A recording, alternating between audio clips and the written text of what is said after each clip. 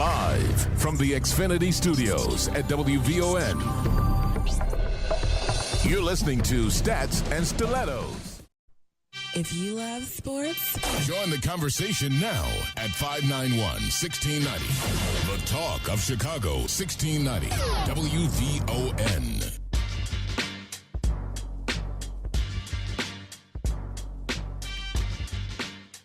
Welcome to Stats and Stilettos here on the Talk of Chicago, 1690 WVON. We are back. Wow. Yes, we were absent last week. Yeah. But we're here tonight. What's going on? I'm Fructus here. I am Ty Eileen. I am Maya Kai. And we have a big show coming up. In a few minutes, probably in about 2 or 3 minutes, we'll be talking with Rick Tellender, columnist from the Chicago Sun-Times, who'll be giving us a Bears-Lions preview for the big Monday night football game coming up here tomorrow night here in Chicago. At 10 o'clock, we'll be talking with Angela Taylor. She's a former general manager and player for the Washington Mystics. She also is the president of Networks Sports Consulting. So she'll be breaking down the NBA with us at 10. And at 10:20, we'll be talking with Chicago State basketball head coach Tracy Dildy. You can give us a call here at the station like the intro says, 773-591-1690. If you want to join in on anything we're talking about, that's 773-591-1690. You can listen online at WVON.com. Go there and click on the iHeartRadio app for a crystal clear sound of the show. You can also follow the show on Twitter at Stat Stilettos. And I know. I'm sorry. You left me hanging. I did. It was a plane ride. It was. You know, I'm always just getting off a plane. Yeah. And also, you can like our Facebook page as well. So, like I said, a lot going on. Got the Bears going tomorrow night against the Detroit Lions here in town. And pretty big game. A lot of NFL stuff going on today, but this one is big. Actually, a big game because you're looking at, obviously, the Bears coming into this game against Detroit at 4-1. Detroit at the bottom of the NFC North at 2-3, a little unexpected, but probably the biggest surprise, the Vikings sitting at 5-2. So obviously this one for the Bears is a necessity tomorrow. Who would have thought we'd talk about the Bears going toe-to-toe with the Vikings for the division opposed to the Lions or Green Bay, because Green Bay is sitting in the NFC North at 4-3. So this is a very big game for Chicago. They cannot afford to lose. Yeah, it is pretty big. The Bears, I think they're sitting where I think all of us kind of figured they would be. But I've been reading a lot of stuff in different papers over the last few weeks, kind of like trying to figure out, are the Bears for real? Like I saw somebody write that last week. I think That's it was silly. Rick Morrissey.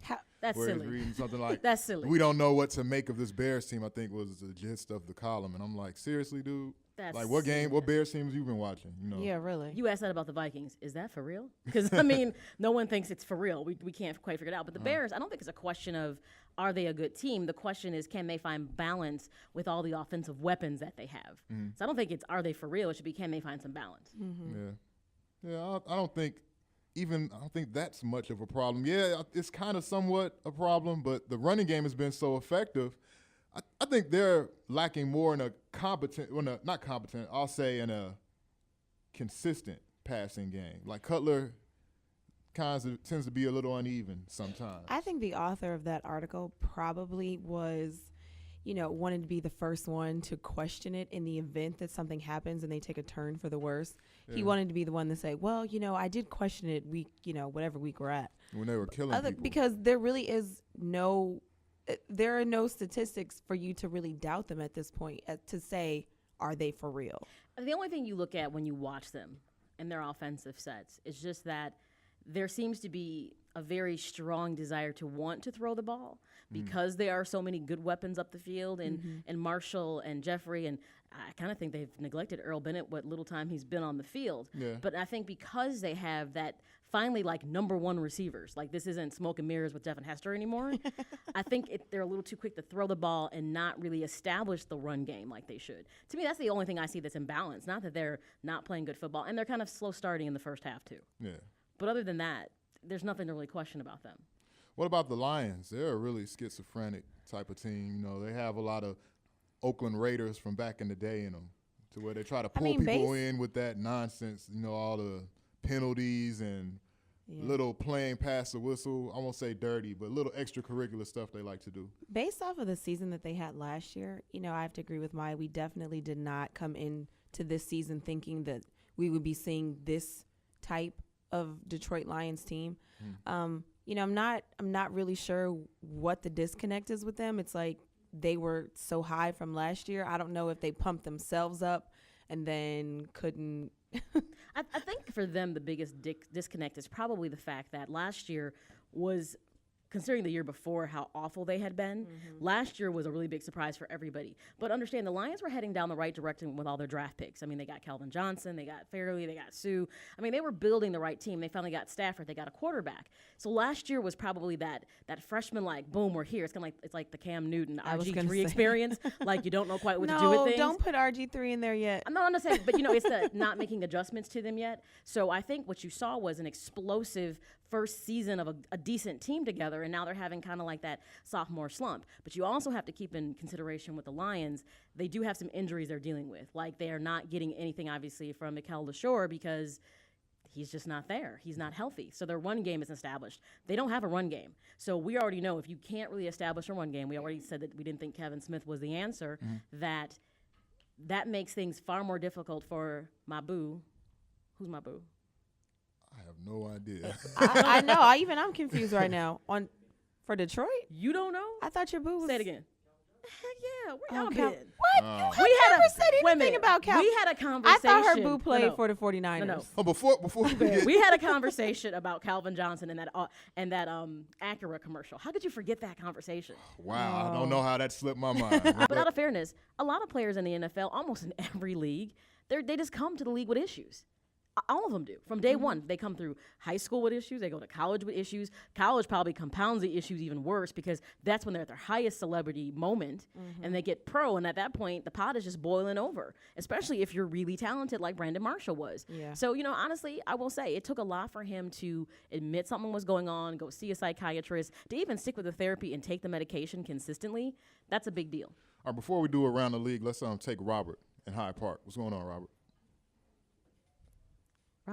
Robert, you there? Hello. Hey. Hello. Hey, Robert, how you doing? Good. I'm hearing all y'all talk this stuff here. Look here. You say Lovie Smith doesn't smile or have a personality, right? That's what you're saying?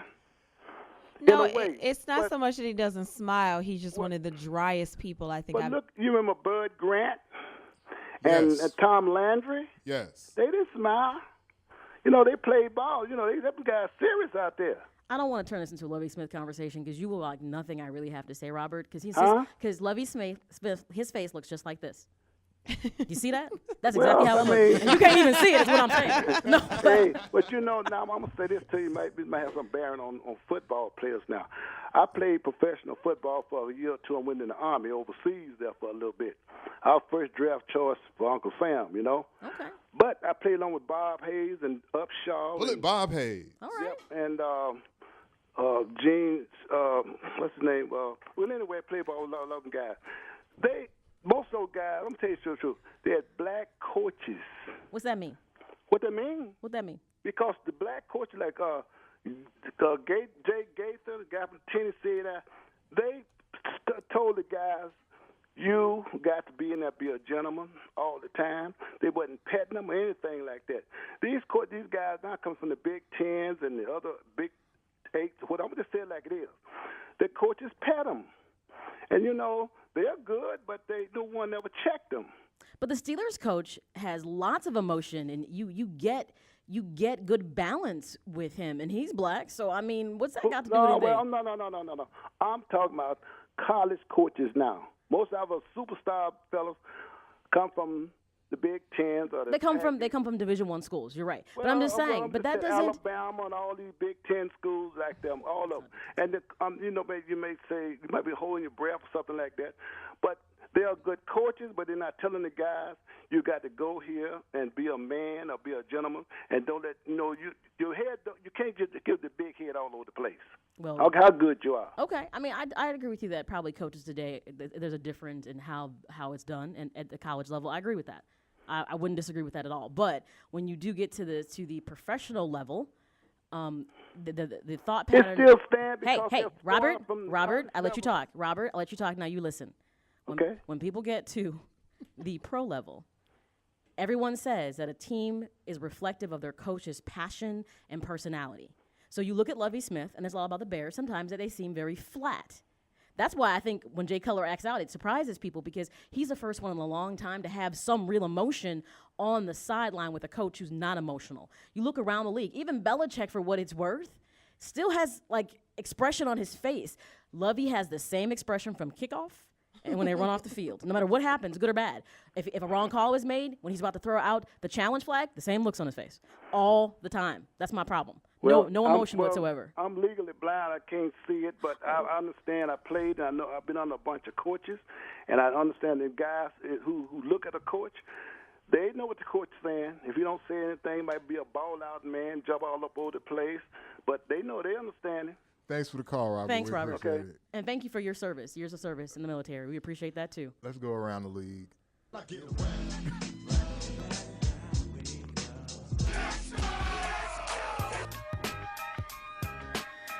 Oh, man. All right. I'm in timeout. Yes, you are in timeout. We never know what we're going to get on Stats and Stilettos. Yeah. And tonight we're going to get some high-powered football commentary here. We have everybody in the building, so it's like all that's going down. And we got my man Damon Spruiel You know what? doing the whole NFL breakdown. Before- Before we do that, though, Yes, before we jump into the NFL and around the league, as all the exciting things that happened today, I have to say congratulations to Howard Bison for winning Woo-hoo. homecoming game yesterday, 21-20 over Morgan. It's been a long time since we have had a good season and can say we won the homecoming game. So that's where I've been. I know every week it seems like I'm stepping off of a plane, but this was a good cause and went back and celebrated my 10-year Delta anniversary with my line sisters, and we won the homecoming game, and we never lose a party, so we won the tailgate too. So just wanted to say that and get that out the way, but now we can go ahead and talk about the craziness that happened in the NFL today. congrats to y'all. Any of them listening? I don't I know. hope some of them are. Well, you They're know, all they're listening. yeah. Okay, let's just say that they're all Yeah. listening. All 43 of them. All right. Cool. All right, let's go ahead and hop into Around the League. I am Damon Spruiel, your moderator. You can also follow me at DEMONZE1. That's right, I am on Twitter. First game, let's hop into it. This is a crazy one. I know it's kind of low-profile teams, but whatever. Tennessee 35, Buffalo 34, 35-34. Came down to the last play of the game. Matt Hasselbeck came in, kind of resurgence, brought back from the dead, 205 yards, 1 touchdown. Chris Johnson, 195 yards, 2 TDs. Hold on, who? Chris Those are his Johnson. season I know. totals, right? No, that That's was not one nothing else. game. Oh. Yes, oh, very wow. surprising. Yes, came back from the dead too. Ryan Fitzpatrick, 225 yards, 3 touchdowns, and the one big interception that put Tennessee in place to win. Farouk, like you were saying, Chris Johnson, you thought those were your the season career stats, but no, that was just for today. Yeah, he had a couple of long runs, one long touchdown run. I'm like you're saying, low-profile teams, but it was a good game, good ending. Matt Hasselbeck had a decent game for him, but Fitzpatrick, I've heard other people say this before, but he's just good enough to get you beat.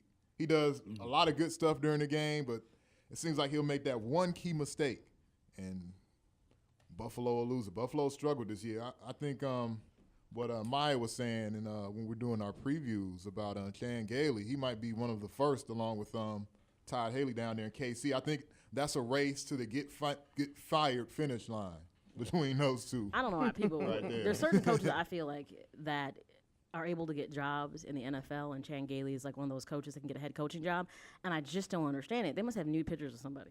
Because their track record where the teams are coming from are never good. Like when he was in Dallas, it was a hot mess. I mean, it just, and then he managed to go to another team. I'm like, what makes you think that some people just don't have head coaching ability? He's one of those coaches, I feel that Lovey falls into that classification. I'm not saying he's not a good coach. I just don't think he's a good head coach because that means you have to pull all the pieces together and it has to work on Sunday. And what I don't ever like to hear someone say is, well, we just weren't prepared. Well, then what did you do all week? So one thing you cannot be, you have to be. Well, he prepared. says that, and then people say, I'm like, well, I'm glad I'm never sitting in the room with a pad and paper. Because I'd be like, well, then what did you do all week if you didn't prepare for the game? How about you say maybe I got out-coached? They played, performed better? I don't know, I'm just saying. So that game, there's something about Buffalo. This is kind of, you're right. Fitzpatrick might just be in this situation where he's good enough to get you beat, but he didn't look like that last year. Yeah. And I'm not sure what's going on with them, that they're just not pulling it together. Like, Chris Johnson showed up to play today. okay? But that should have been enough to beat them. Yeah, definitely. So I'm not sure what's going on with the Bills, like what's just not working this year, but they looked much better last year than this year. And they made some big acquisitions in this offseason, too, and that's why I was saying Gailey. It's between Gailey. It's a toss-up right now. Chan Gailey and Todd Haley down there in KC. I'm sure we'll probably get to them They soon, both need too. to be fired. Yeah. Fire them. But you look at the standings in the AFC East, Buffalo is only 1 game out of first place. But that's at this point right now in the season, when you look at the standings, that's so deceptive because, for instance, a couple weeks ago, Green Bay was like, everyone's like, oh my God, what's wrong with Aaron Rodgers? And now that he looks like Aaron Rodgers, like, oh, Aaron Rodgers is back. The Packers are back. But he wasn't back last week or the week before, right? I'm just saying, this has been a bipolar season. Yeah. It's just been like 1 week teams that are great look awful and vice versa. Yeah, I don't really anything to add to that other than, I don't know what Chris Johnson was, doing this week. First but couple? clearly he found himself. Relax. He had some Something. some magic juice or something happened. Some Tiger blood? Well, he did his thing, and welcome back, Chris Johnson. The season has started. we'll for see him. what happens but next right, week. exactly like It's gonna Maya happen a said. couple weeks Can we say consecutively. welcome back, or can we just say, oh, it was nice to see a glimpse of Matter of fact, what we for know real, he's write this supposed down. to be? Cue up, welcome back, Cotter. So if Chris Johnson shows up 2 weeks consecutively, we're going to play that. Welcome back. And Freddie Jackson was back, too. Welcome Yeah, back. Freddie Jackson had a good game, welcome too. back. We're going to play that for the welcome black, the welcome back He is player black. of the week. Did he lose that, too? Lost his running game and he lost his black. Lost his black, that's right. man. All right, next game, Minnesota 21, Arizona 14. Christian Ponder, 58 yards, 1 touchdown, 2 interceptions. He stunk. But Adrian Peterson, 153 yards, 1 touchdown.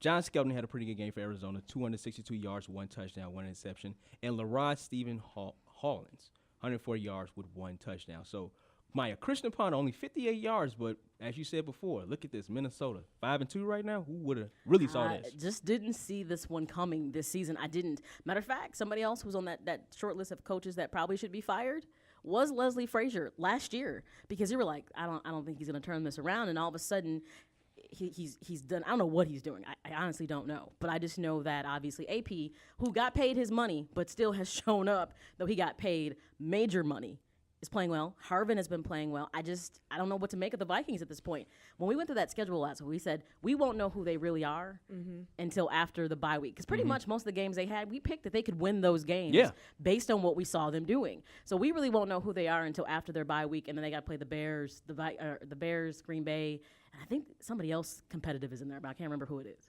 It's not when you play, but I'm not who you play, but it's when you play them. That could be I true. butchered that, but that's the truth. That's the truth, though, because Arizona is horrible. And yeah, they might, they're 4-3 now, 4-2 or something like that, the Cardinals. But Find out for you real quick. but they're not They're good. 4-3. Yeah, they started 4-0, but that's not a good team. When John Skelton is your quarterback, you're not good. Back to life, back to reality. Yeah, that's all it is. Cue up. And Christian Ponder they're not going to win with him throwing for 58 yards. Unfortunately, That's not going to continue. I didn't get to see any of that game, so I can't really figure out how he managed to only accomplish that. Because Adrian Peterson Adrian got Peterson got down. 153 Well, yards. yeah. Huge That's- game for Adrian Peterson. That's And that insane. defense is playing very well, too. Well, but their defense has always been a decent. They've never been an awful defense. I mean, they've always done well defensively. So I don't know. That's just one of those situations you just kind of scratch your head and say, okay. And again, I'm just ready for. At this point, I really want my friend / crush Larry Fitzgerald to start a campaign. If he wants me to run his PR campaign to get him out of Arizona, I will gladly. And to the Bears. I will gladly sign up for that. Did he just recently sign me a couple of years ago a pretty nice deal? He did. So he might be there for a little He's bit gonna be of there for a time. minute. Yeah. Yeah, the deal he signed. Like I said, if he needs help, I mean, I'm not skilled at these things, but I'll definitely do what I can. You'll do the best you can do for Larry. I will do the best I can for Larry. Welcome back to Stats and Stilettos. Find us on Facebook and like our fan page. Welcome back to Stats and Stilettos. I am Damon Spruiel, your moderator for Around the League. In the studio with Farouk Basiro, Maya Akai, and Ty Eileen, fresh off the plane with the Howard throwback I sweater. know, That's you like very that, nice. right? That's very nice. I thought that was like an NFL kind of Patriots thing until you turn around the back. yes, it's Howard Bison back there. Sweet. Yeah. Have to give me one of those now. I'm all right. What? Okay, let's go back into Around the League. New Orleans 35, New Orleans 35, Tampa Bay 28. Drew Brees 377 yards, 4 touchdowns, and 1 interception. Lance Moore got down 121 receiving yards. Josh Freeman, 420 yards, 3 touchdowns. But Vincent Jackson also went crazy today, 216 yards with 1 touchdown. 2 games in a row for the Saints. Josh Freeman got down, had to throw it to tie. Which your boys are looking like they're alive again. Well, Saints are back from the dead. Don't, like that. Welcome back. Wait on that. Right. Wait. Slow down. Yeah, slow it down. I mean, obviously, as a newfound Saints fan, very excited to see this. When they got off the plane today, I've been calling him the fake coach because now they're getting rid of the fake coach, and so now they're getting just the one fake coach. Vitt, he's back, and he met them when they got off of the plane. So hopefully, that they're building on something here. So, it was exciting. It was, again, a game that they barely got by, but a W is a W, so keep it moving. A controversial ending to this game. The touchdown that wasn't a touchdown. Right. At the end here from Tampa Bay. Like we were saying, Freeman had a huge game, but Tampa Bay, they rocked the creamsicles today, so they were looking good doing that. But with that bad ending for them, they had a good statistical day, but they just can't get a win. And then Greg Schiano, I give him credit. I saw what he said at the end of the game. He didn't really – I figured since he was doing all this jumping the victory formation stuff that he would cry about not getting that touchdown. But he played it big for the cameras. He was like, yeah, well, that's the game pretty much. We'll look at the tape. I can come around to giving him a little respect now. He took it like a man. Yeah. Maya? Everybody I said this. New Orleans is going to find a way to win as they get closer to their midseason point. And it seems like they're finding ways. They've made the adjustments. They've had a lot of changes to that team, especially after the whole Bounty situation happened. So, I think they're finally making the adjustments. They don't obviously have Peyton, who knows how to make certain calls offensively. But Drew Brees every week is being Drew Brees. So, I think it's just finally starting to come together. Let's be honest. It wasn't the most, the opponent wasn't great, right? But a win is a win. So you take those wins where you can get them. Yeah. But you're right, Vincent Jackson just absolutely snapped off. And that's kind of crazy. You think, man, to have that much yardage and to do that well and to not win is kind of insane. But it's Tampa Bay. And it's Drew Brees. Yes, 4 touchdowns in the first half. Yeah, 377 The one time yards. one time that an interception does not really impact the outcome, so to speak. Because, if you turn over the ball to, say you've got, the Saints versus Green Bay, that may turn into 3 points or 7 points. But you talk about Tampa Bay, they don't know how to take a turnover and to monopolize on it. So that's the difference maker, is that, they didn't know how to use things to their advantage. Hey, Tampa Bay, nice uniforms, but you lost anyway. Yep. Green Bay, 30. St. Louis, 20. Aaron Rodgers, 342 yards with 3 touchdowns. Jordy Nelson, 122 yards with 1 touchdown. On the St. Louis side, we had Sam Bradford, 255 yards, 1 touchdown, 1 interception. Steven Jackson, finally, off the shelf, got his first touchdown this year with 57 yards, Maya. Green Bay, as you said before, everybody was kind of panicking, but look at them now. They're 4-3 right now in the NFC North, but, looking good and looking good at the right time. Exactly. If you're gonna slump and look bad, do it in the beginning of the season. So obviously they're pulling things together. People were questioning Aaron Rodgers. I'm like, why are you doing that? Everything is just not clicking the way that it should. So, to me, this is a typical Green Bay game. This is what you should expect to see week in and week out. Once again, it's not like Sam Bradford, he's still in that learning curve due to his injury. But I still think down the road, maybe in 2 years, St. Louis might be a really good team. Just right now, it's not their time. Just like it wouldn't be for the Colts. Right. So, New coach too. Just Greg Williams is not there to cook up some scheme to make people do bad stuff. I'm just kidding. Is he even around? No. He got suspended indefinitely. Yeah. They didn't say when he could come back to the NFL. So he just may never be back. Right. But Jeff Fisher, once again, one of those coaches, got a new head gig. Is he really that good enough to be a head coach? I feel like we're saying that a lot at this point. But it seems like a lot of teams have taken these coaches that seem like they can coach just enough to get the players to go out there on the field and like the runner-up run some pageant. plays, right? Maybe a couple touchdowns here and there. So is there a shift amongst NFL coaches? I think there's a reputation that comes with certain coaches. Obviously when Fisher left the Titans, there was a little bit of friction in his exit, right. But he also wasn't extremely productive. He wasn't. You know what? Last week on the P. Withers Experience, she had a guest on there. I can't remember his name. It was Lionel something. And he said something I think is absolutely true, and I think you can apply this to the NFL. Mediocrity is a dangerous thing. And I say that all the time. Just thinking being a 500 team or just someone who comes in with a decent skill set but never really won, you could say it's about Dusty Baker too if you wanted to. Mediocrity is a dangerous thing, especially I think in coaches. I know everybody can't be great. That's hard. Everyone can't be Belichick, and you can say he cheats. I don't care. Whatever. He wins. But he wins. He wins. All cheat. All winners cheat. Lance Armstrong. No, I'm just kidding. Anyways. Hey, I wasn't the one defending him. No, anyways. So I'm just saying, Green Bay was Green Bay today, and this is what you should really expect to see through the duration of the season until they get another opponent that's going to test them. Bottom line. And Aaron Rodgers was Aaron Rodgers, and why people were saying, you know, during the time when they had their slump, oh, what's happening to Aaron Rodgers? What do you mean what's happening to Aaron Rodgers? He's still there. He's still putting up the numbers. The team just isn't winning. That win last week is going to be a springboard for them to go in there and defeat Houston like that in their place by those big numbers. Yeah. But Houston showed out today. Yeah, it was no way. It was Yes. no way they were going to lose to the Rams. And the Rams are a good team, but they weren't losing that game. Right. So it was, it's the get back on board win. I mean, nothing I think you could say prolific about this win. It's Green Bay. Okay. And good segue. Mike, you've been doing this radio thing for a pretty long time. You're pretty good. A minute. Houston 43, Baltimore 13. Matt Schaub 256 yards, 2 touchdowns. Arian Foster 98 yards, 2 touchdowns. Joe Flacco, I have to bring this up. He completely stunk today. 147 yards. Man, 1 touchdown, 2 interceptions. I think he had like a negative something in the fantasy. I don't know how you do that, but he did that.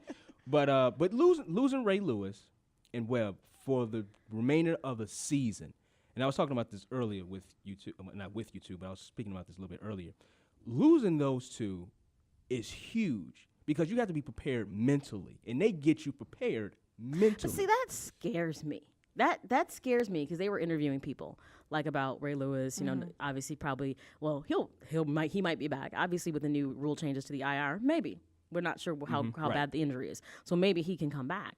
But for everyone to be like, he's your leader, and if he's not on the field, you're not going to win. If I'm Joe Flacco, whatever, you should be a little insulted. Because really, if you can't rally the troops to make something happen, you know Drew Brees makes stuff happen.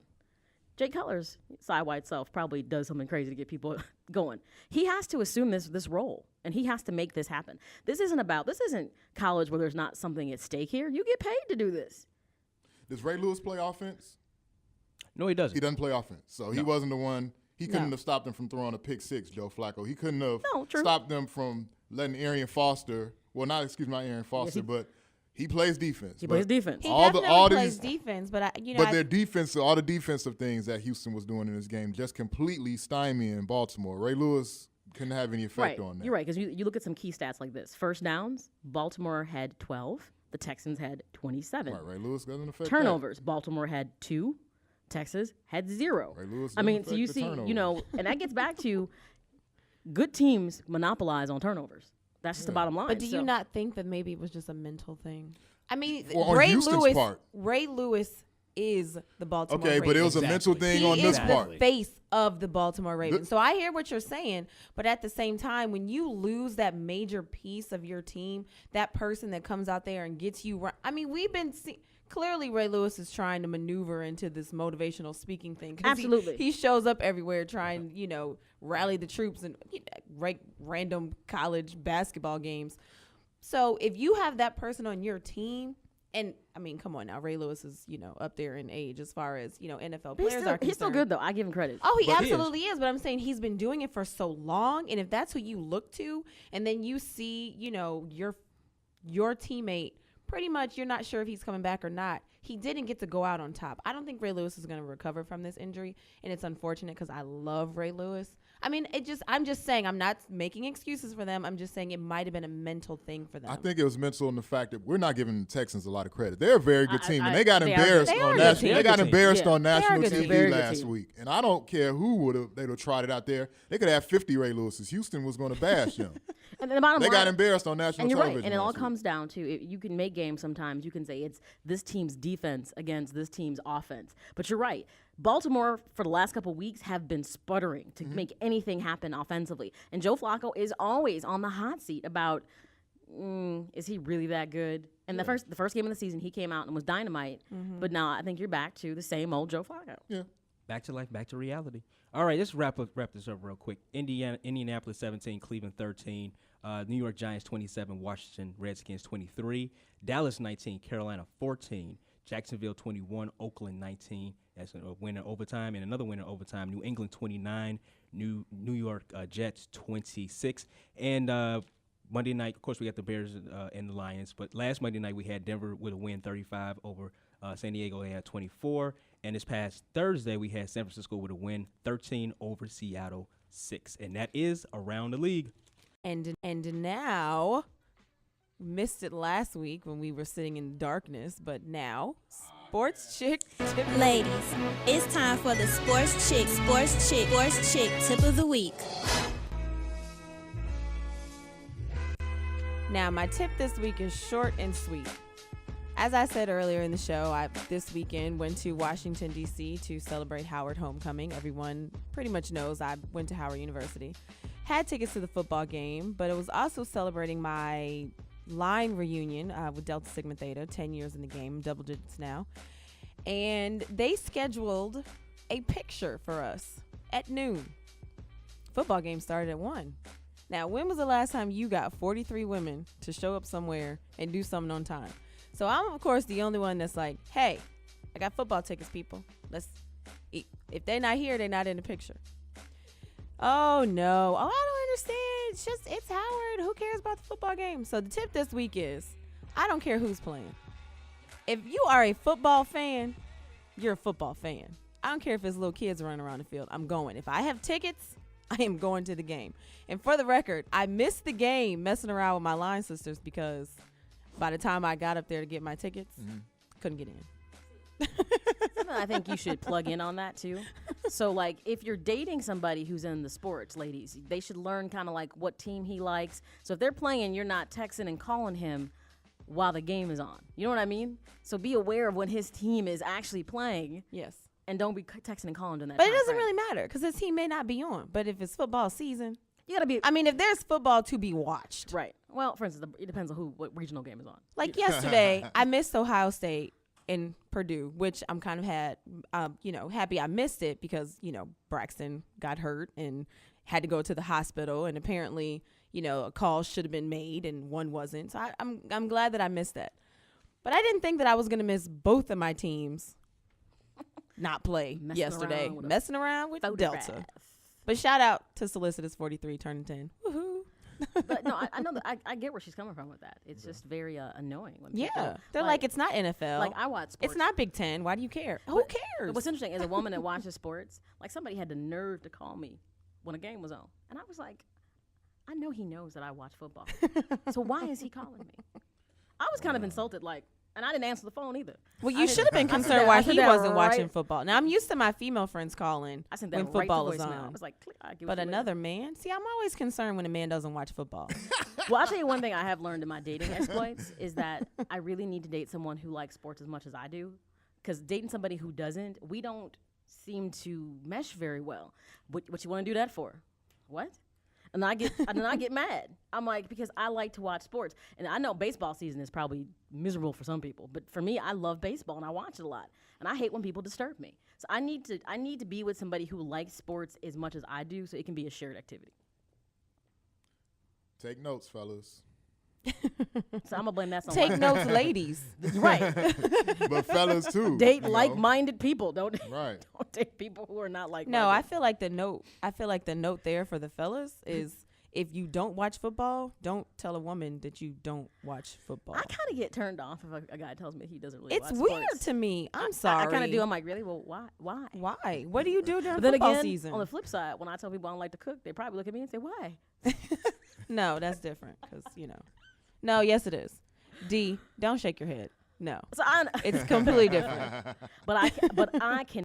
We gotta go, y'all. I'm going with Roberto Clemente then. Well, in honor of October what- being I'm serious. self-promotion month, since Farouk did it on his birthday, happy birthday to me on Tuesday. Happy Yeah. Thank you too. Nobody Farouk. loves you more than you. That's how you go. Which is what he said on his birthday.